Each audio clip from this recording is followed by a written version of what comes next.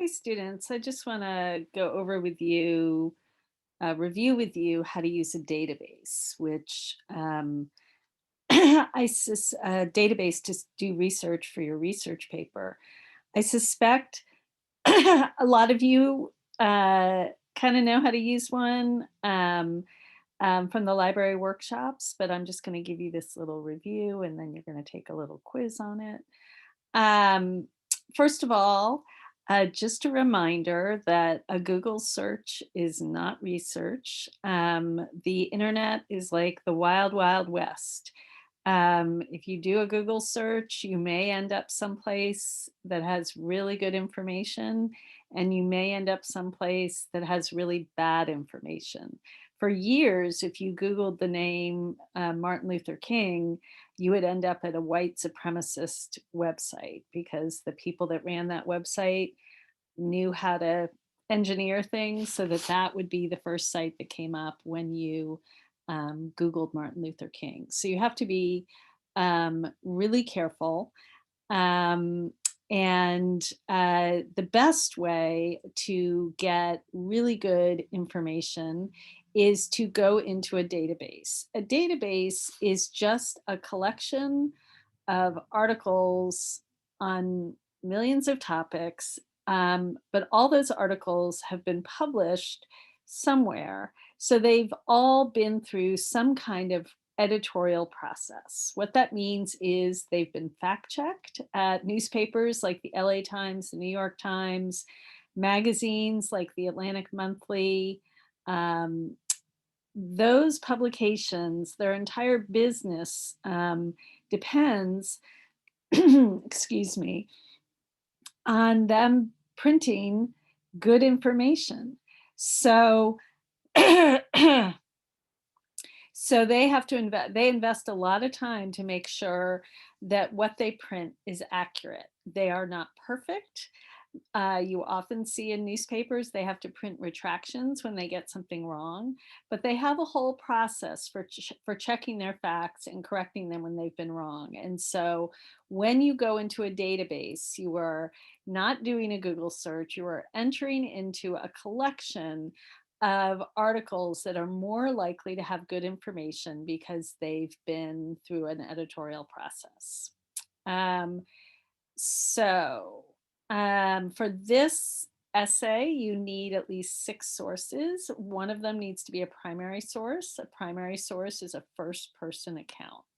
So you may remember how to search a database from the library workshops, but I'm just going to do a quick review here to show you some tips and tricks that might help this research process be a little bit easier for you. So from the GCC website, you can just go right up here to where it says library and click. And then you'll come to this page and you want to go over to where it says research. I do want to point out here before I forget that the library has a live chat now and also a place where you can text a librarian. So if you're stuck, if you have a question about your research, you can live chat them, you can text them during their library hours. So I encourage you to take advantage of that.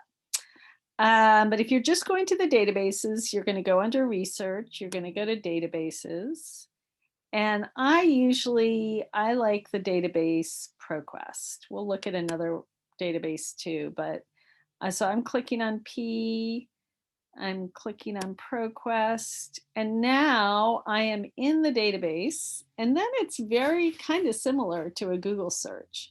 So let's say one of the topics for paper 4 was about ACT UP, which was a really interesting organization during the AIDS epidemic that did a lot of good, that fought for more research and treatment for AIDS patients. So I'm going to put in ACT UP. And because I don't want articles that just say ACT UP, those words, I'm going to put over here on the right, I'm going to put all subjects in indexing SU, which means that I actually really want to find articles that are about ACT UP. That might not that might not work, but I'm going to try it. And then maybe I'll also put up AIDS, and I'll do the same thing. I'm looking for articles where AIDS is a subject because I'm interested in the role ACT UP played in finding treatment and a cure for AIDS. So let's see how I do. I'm going to click search.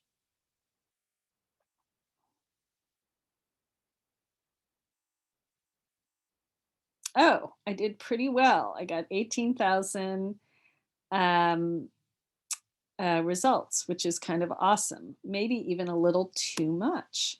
So one of the things I do to narrow my search is I'm going to go over here to where it says source type. And I think I can just click on more.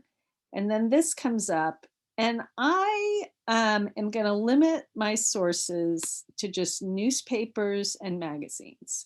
And the reason I'm going to do that, scholarly journals, as you no doubt heard, are excellent sources. They often have really good information. They're often peer reviewed, but also they use a lot of jargon and a lot of technical language. And sometimes the articles in scholarly journals are really long. And we only have 3 weeks to write this research paper. So what I have, and a lot of what's written in scholarly journals, the findings there are eventually written about in newspapers and magazines in more accessible language and in shorter articles. So I'm going to encourage you to limit your search to newspapers and magazines, though you can certainly use books if you want. And I'm just going to click apply. And let's see what that does in terms of the numbers for our search. So that reduced it a lot. So then now each of these things that I'm seeing, even though they look kind of similar, they all come from different places. This is a really interesting article. I can see from just the title. If you're comparing coronavirus and AIDS, recognize the LGBTQ heroes of history. And so I guess it's about what brave LGBTQ activists did during the AIDS epidemic. And that probably would relate to ACT UP. And I don't have to stick to ACT UP. I could change my topic slightly and just make it about activists, AIDS activists. I don't have to stick to AIDS, ACT UP as my topic if I don't want to. One of the most, I think valuable things to do when you're doing research is to kind of hold your topic lightly and be willing to adjust it or change it according to what you find doing research. You might, and this has happened many times in my classes, students will be doing research and they discover this other new topic that's more compelling to them, and that's fine. So try not to be too attached to your topic at the beginning of your research. So when you click on one of these articles, you can see the full text of the article. And then the information you need for your works cited page is here. So you can read the article. Sometimes there's an abstract, which is just like a short summary. Maybe it's here under details, a short summary of the article. This one doesn't have an abstract, I don't think. But it's a pretty short article, so you can read it and see if it's what interests you. Up here, you can email the article to yourself. You can save it as a PDF, which I strongly recommend. Just open up a folder on your desktop and save any articles that you're thinking you might use. You can save 15 articles, but only use 6. It's up to you. And then the other thing that's going to be really useful for our class is if you click here where it says cite, the database, I didn't have this when I was a student, so I'm jealous, gives you the works cited page citation. And so you can just copy this and paste it right into a Google Docs or a Microsoft Word document. You will need to double space your works cited entries. And you also need to proofread these works cited entries. Citation generators are great. They're a wonderful shortcut, um, but they are imperfect. So you do need to check them against other sources to make sure the citation is correct. So if you go into the video or the page on the works cited page, you can see all the information about how to check citation generator citations to make sure they're correct.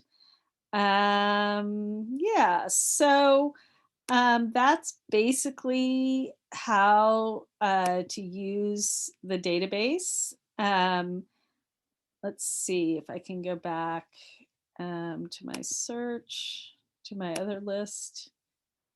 I can just, yeah, so then you can go and you can browse through all these articles and see what you can find. So like I said, I do encourage you to limit your searches, your sources to newspapers or magazines, but you don't have to. If you want to use scholarly journals, you can. It's just a lot of times students get sort of overwhelmed when they're working with scholarly journals. I think it's a lot easier if you're working with newspaper and magazine articles. Also, if you want to narrow your search more, you can limit the publication date. You can do the last 12 months, last 5 years, last 10 years. Any of those things will help you narrow your search. I think that's everything. If you have questions or concerns, please let me know.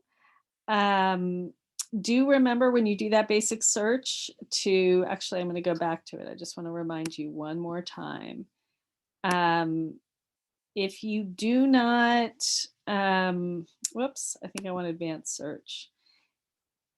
If you do not click on SU over there on the right, if you just say anywhere, you're going to get any article that has the words ACT UP in it, and that might not be very helpful. Because those articles might have nothing to do with your topic. So do use that SU setting. That will make your life a lot easier. All right, let me know if you have any questions. I'm going to turn this off.